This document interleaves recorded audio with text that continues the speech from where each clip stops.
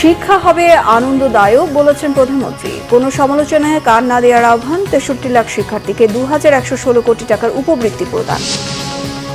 ছাগল কাণ্ডে আলোচিত মতিউর ও তার স্ত্রী সন্তানের বিদেশ যাত্রায় আদালতের নিষেধাজ্ঞা। নিরীহ কাউকে হয়রানি না করার আহ্বান পররাষ্ট্রমন্ত্রী। করিডোর না দেয়া মিলছে না বেগম খালেদা জিয়ার উন্নত চিকিৎসা, অভিযোগ বিএনপির। সুস্থতা কামনায় দলীয় কার্যালয়ে দোয়া মাহফিল। বিআরবি কেবল সংবাদ শিরোনাম দেখছিলেন, এবার বিস্তারিত।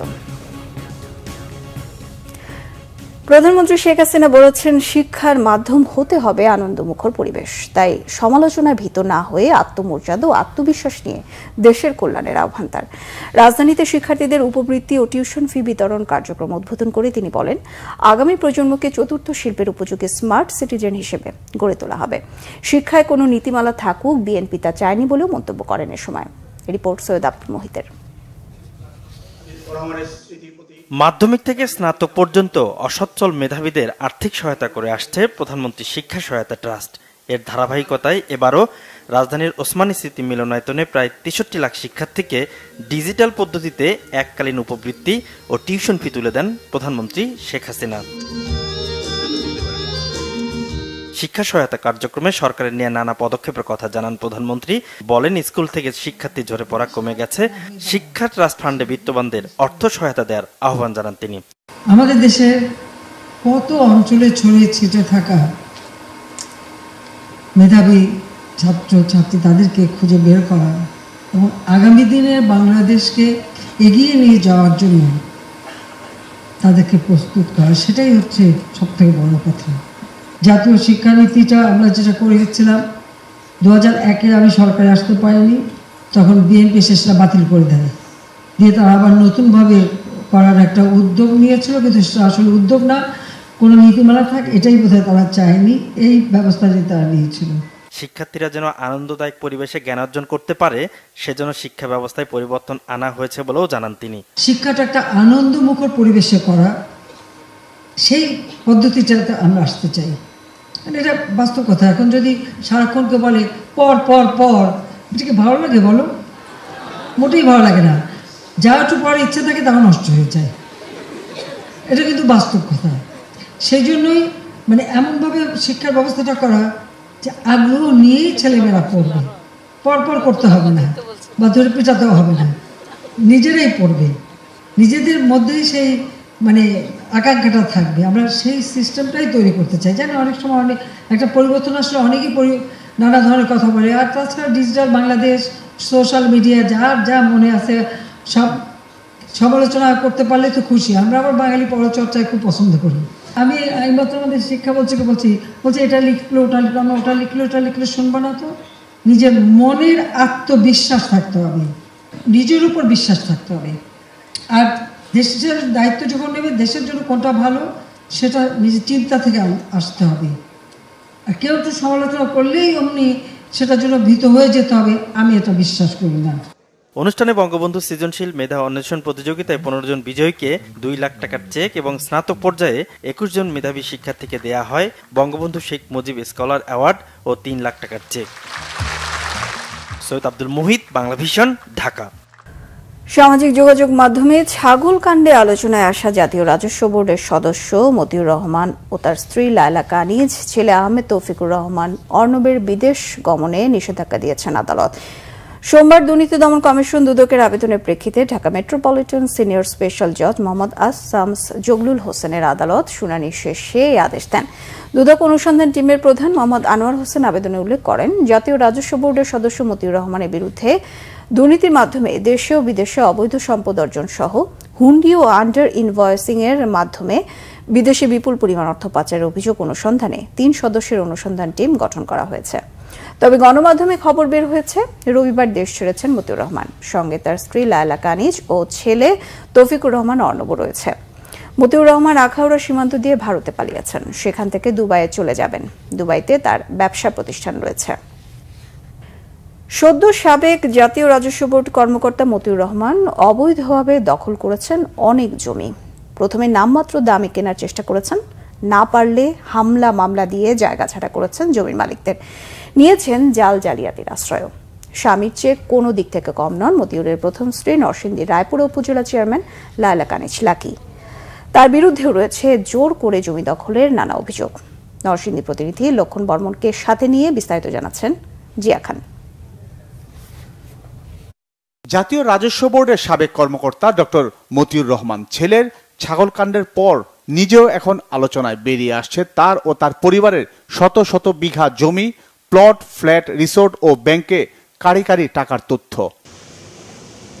অনুসন্ধানে জানা যায় বেশিরভাগ জমি জোর করে দখল করেছেন ডক্টর মতিউর রহমান। গাজীপুরের পুবাইলে আপন ভুবন নামে এই পিকনিক স্পটটির মালিক মতিউরের পরিবার। অবশ্য তা স্বীকার করেননি আপন ভুবনের কর্মচারীরা। কথা বলতেছে মতিউর রহমান নাকি যে কি জানি কই রাজস্ব বোর্ড নাকি জানি চাকরি করে, তবে আমরা তো জানি এটা ওরিয়ন কোম্পানি। কিন্তু বাংলা ভিশনের হাতে এসেছে জমিটির কাগজ খতিয়ান, যেখানে জমির মালিক ডক্টর মতিউর রহমানের প্রথম স্ত্রী লায়লা কানিজ লাকি, তার ছেলে তৌফিকুর রহমান অর্ণব এবং মেয়ে ফারজানা রহমান। এসব কাগজ দেখানোর পর বেরিয়ে আসে আসল খবর। কই উনি তো আসে না এখন। কবে আসতো? আগে অনেক আগে আসছে, এখন তো আসতেছে না। কতদিন আগে আসছে? এই মাস 3 আগে আসছিল। কে আসছিল? লায়লা কানিজ আসছিল। আচ্ছা, আর কে কে আসছে? উনি একাই আসছিল। আয়শা কি করতো উনি? এমনি ঘোরাফেরা করে চলে যেত। মতিউরের বিরুদ্ধে অবৈধভাবে জমি দখলের অভিযোগ করলেও ক্যামেরায় কথা বলতে চান না অনেকে। তবে ব্যতিক্রম এই শেখ মুক্তার হোসেন। সাহস করে তিনি এগিয়ে আসেন, জানান বংশানুক্রমে তাদের জন্ম ও বসবাস এই এলাকায়। তার ও তার মায়ের জমি দখল করেছেন মতিউর রহমান। আমার নিচে 24%, আমার মার নিচে 43%। খালি এইটা না, ওই পাশও আছে। জমি লিখে না দেয়ায় দেখে নেওয়ারও হুমকি দেওয়া হয় তাকে। পরে অফার দিয়েছিল 35 লাখ টাকা দিয়ে দিবে, আমি রেস্টারিকে 35 লাখ। তো আমি 35 লাখ টাকা এই জায়গা বেচবো কেন? আমার মতো সব অফার দিয়েছিল, কয়েকবারই দিছে, 2-3 বারে। আপনি কি বলছেন? আমি কইছি আমার জমির দাম আছে 1 লাখ, 1 কোটি, শুধু আমার 24-এর। পরে কয় এখানে দিলে দিতে পারো, না দিলে যাও। এদিকে নরসিংদীতে 1.5 একর জমিতে তৈরি ওয়াটার পার্ক ও ইকো রিসোর্টটির মালিক মতিউরের প্রথম স্ত্রী রায়পুরা উপজেলা চেয়ারম্যান লায়লা কানিজ লাকি। শিক্ষকতা পেশা ছেড়ে স্থানীয় এক নেতার হাত ধরে রাজনীতিতে আসেন লাকি। তবে তার জমি কেনা নিয়েও আছে নানা অভিযোগ। 205 ডিসিম জমি আছে এটার ভিতরে, এটা মেইন গেটে আমার নিজস্ব জায়গা।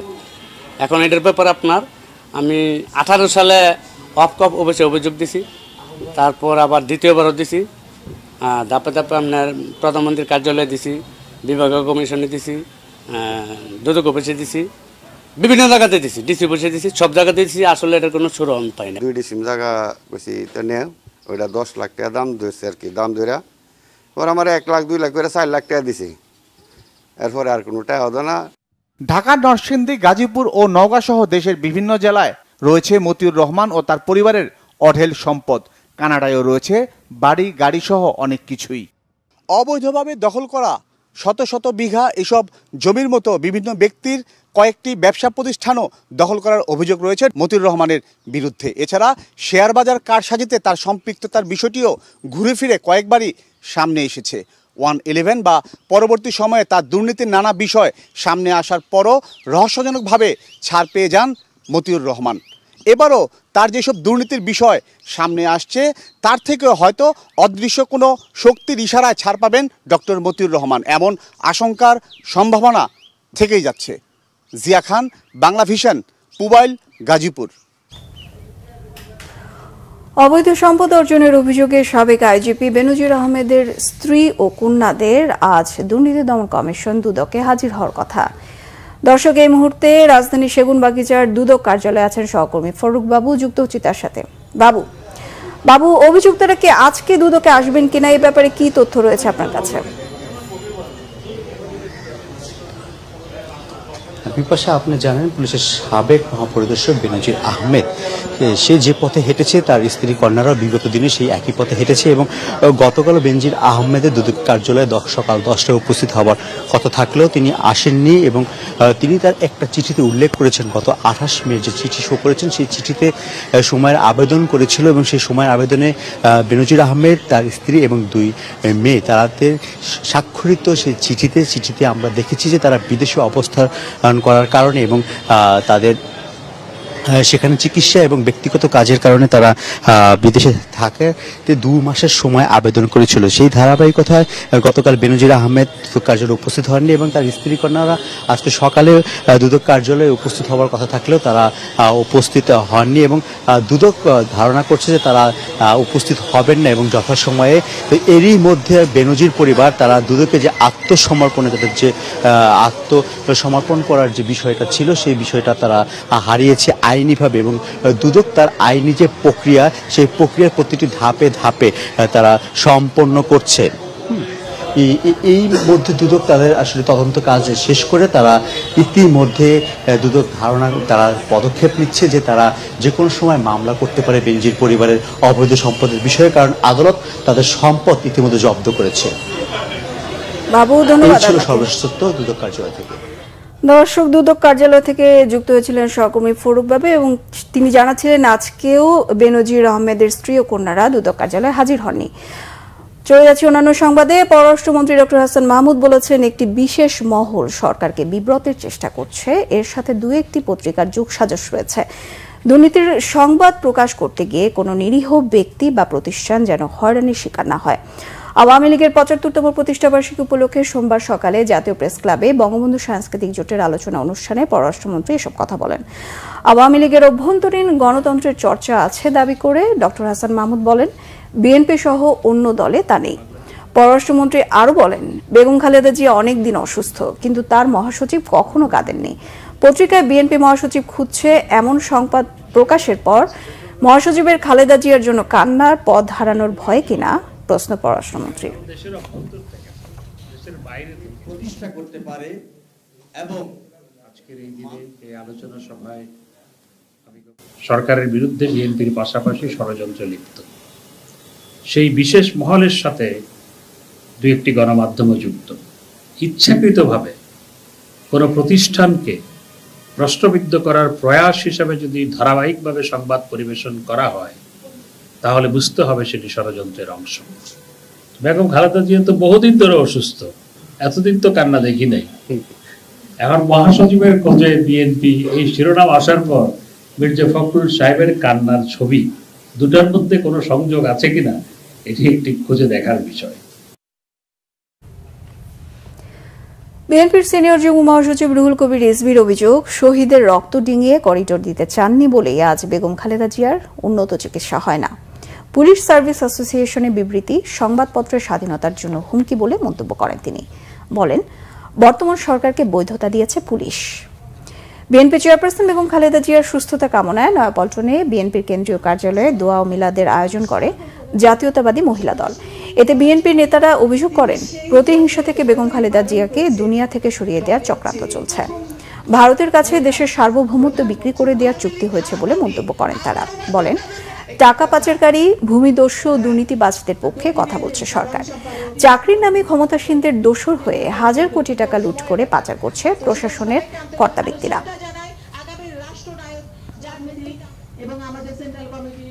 যদি স্বচ্ছ নির্বাচন হয়, যদি দেশের জনগণ নিজের ভোটটা নিজে দিতে পারে, তখনই দেখবে দেশের জনগণ যে কি আমরা পেলাম। তো সেই সাহসটা দেশের এই সরকারের নেই, কারণ জানে যে সুস্থ ভোট হলে জনগণ যদি তার ভোটের অধিকার প্রয়োগ করতে পারে, তারা জীবনেও ক্ষমতায় আসতে পারবে না, জীবনেও না। আর সেই জন্যই তারা দিনের ভোট রাতে করে আর সবার ভোট তারা নিজেরাই দেয়। তো সেই জন্য আমাদেরকে রুখে দাঁড়াতে হবে। আমার নেত্রী, আমার মাকে মুক্ত করতে হবে। ভারতের সরকার শেখ হাসিনাকে সমর্থন জানায় এই কারণেই যে এই রকম একজন মুসাহেব, এই ধরনের একজন নতজানু, এই ধরনের একজন সেবাদাস দরকার। আর এই কারণেই যাতে কেউ প্রতিবাদ না করতে পারে, জনগণের ক্ষোভের প্রতিধ্বনি করে দেশনেত্রী বেগম জিয়া তিনি যেভাবে এর আগে সোচ্চার হয়েছেন, সেই সোচ্চার যাতে কেউ হতে না পারে, এই কারণেই বেগম জিয়াকে দুনিয়া থেকে সরিয়ে দেওয়ার নানা কলা কৌশল নিয়ে এখনো পর্যন্ত কাজ করে যাচ্ছে। বঙ্গবন্ধু শেখ মুজিবুর রহমানের প্রতিকৃতিতে শ্রদ্ধা নিবেদন এবং শিখা অনির্বাণ ও জাতীয় স্মৃতিসৌধে পুষ্পস্তবক অর্পণ করেছেন নবনিযুক্ত সেনাবাহিনী প্রধান জেনারেল ওয়াকারুজ্জামান। বঙ্গবন্ধু স্মৃতি জাদুঘরে জাতির পিতা বঙ্গবন্ধু শেখ মুজিবুর রহমানের প্রতিকৃতিতে পুষ্পস্তবক অর্পণের মাধ্যমে শ্রদ্ধা নিবেদন করেন তিনি। পরবর্তীতে তিনি সেখানে রক্ষিত পরিদর্শন বইয়ে স্বাক্ষর করেন। এর আগে সেনাবাহিনী প্রধান শিখা অনির্বাণে পুষ্পস্তবক অর্পণের মাধ্যমে মহান স্বাধীনতা যুদ্ধে আত্মোৎসর্গকারী শহীদ সেনা সদস্যদের সম্মানে শ্রদ্ধা নিবেদন করেন। এছাড়াও তিনি সেখানে রক্ষিত পরিদর্শন বইয়ে স্বাক্ষর করেন। পরে বাংলাদেশ সেনাবাহিনীর একটি চৌকস দল সেনাবাহিনী প্রধানকে সেনাকুঞ্জে গার্ড অব অনার প্রদান করেন এবং তিনি সেখানে একটি গাছের চারা রোপণ করেন। জাতির পিতা প্রতিকৃতিতে পুষ্পস্তবক অর্পণের পর সেনাবাহিনীর প্রধান সাভারে জাতীয় স্মৃতিসৌধে মুক্তিযুদ্ধে বীর শহীদদের প্রতি শ্রদ্ধা জানিয়ে পুষ্পস্তবক অর্পণ করেন এবং বীর শহীদদের সম্মানে সালাম প্রদান করেন। সংবাদ শেষ করব বিআরবি কেবল শিরোনামগুলো আরেকবার জানিয়ে। শিক্ষা হবে আনন্দদায়ক বলেছেন প্রধানমন্ত্রী, কোনো সমালোচনায় কান না দেওয়ার আহ্বান। ৬৩ লাখ শিক্ষার্থীকে ২,১১৬ কোটি টাকার উপবৃত্তি প্রদান। ছাগলকাণ্ডে আলোচিত মতিউর ও তার স্ত্রী সন্তানের বিদেশ যাত্রায় আদালতে নিষেধাজ্ঞা। নিরীহ কাউকে হয়রানি না করার আহ্বান পররাষ্ট্রমন্ত্রী। করিডোর না দেয়া মিলছে না, বেগম খালেদা জিয়ার উন্নত চিকিৎসা অভিযোগ বিএনপির। সুস্থতা কামনায় দলীয় কার্যালয়ে দোয়া মাহফিল।